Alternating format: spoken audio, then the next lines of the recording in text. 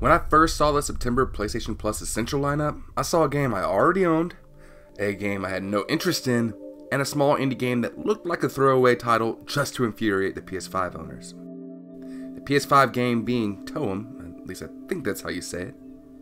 This small indie title boasts that it's a game about photography, which is nothing new in the world of video games, but can TOEM stick it out on its own, or is it just another PS Plus throwaway?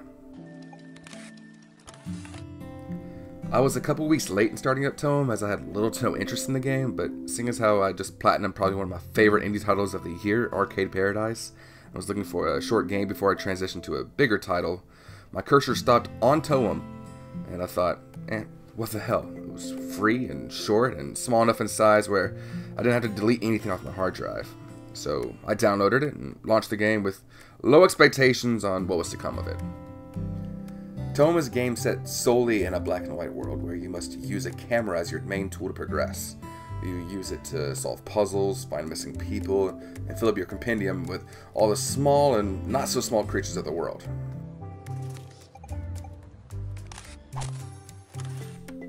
TOEM is a calm adventure game. Its cute and silly art style is very inviting, and there's not a lick of violence the entire game. Its puzzles are engaging and not too hard, so you probably won't rage quit, but sometimes I feel like I didn't know what to do next, and I had to ask myself if the quest I was trying to complete could even be done at that point in the game. Sometimes the answer was right under my nose, and other times I would wander around for 45 minutes looking for the next part of my photo challenge. I'm looking at you, ancient paintings. When I first opened the camera, I thought the controls were a little funky. By default, you look around with the left stick and zoom in with the right, so I figured I'd open the options just to see if they had the option to switch it. And much to my surprise, they did. In fact, there were quite a lot of accessibility options for such a small game, and I thought, okay, maybe this might turn out to be a quality title. Visually, the game isn't what I would call stunning. The texture's all over the place in quality. Some things are sharp while others are quite pixelated without even zooming in on them. But the art style makes up for it with its simplistic drawings of creatures and plants. And then when you see something a little out of place, it sticks out and feels special.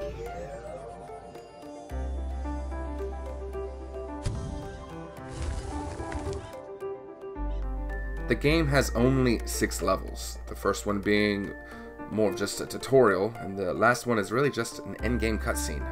But the 4 in between are loaded with what this game is all about. You will talk with everyone in the towns, and they will give you a quest to do, or an I Spy-like challenge, where you have to find 3 things, like an ice cream cone, sand, or a mossy rock. You will find said things, take the picture, and show them to the usual Boy Scout who requested it. In return for completing challenges, you will receive a stamp that you can place freely in your journal. After you collect enough stamps, you can move on to the next area to continue your journey. This game brought me back to the days of flash games on CartoonNetwork.com or Newgrounds, where characters will ask you to find an item that you can only get from completing a different character's errand.